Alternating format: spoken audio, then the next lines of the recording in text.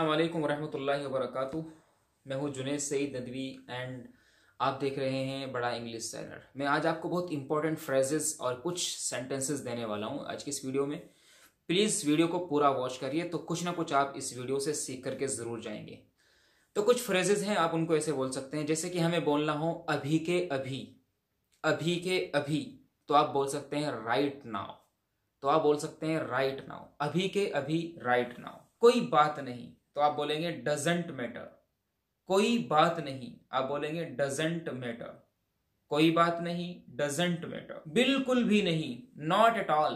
बिल्कुल भी नहीं, not at all.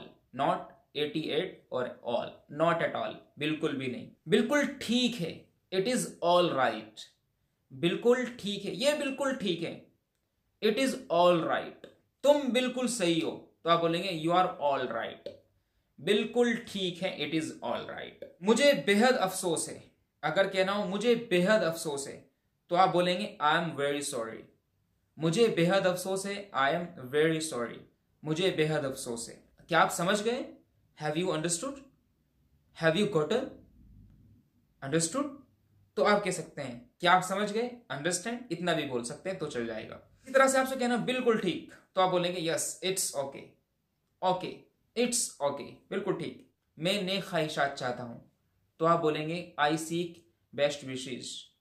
I seek best wishes. I seek best wishes. ठीक है ना। ये तो कुछ सेंटेंस जो आप बोल सकते हैं अपनी डेली लाइफ में। ये सेंटेंस नहीं बल्कि फ्रेजेस थे, इनमें कुछ सेंटेंसेस थे।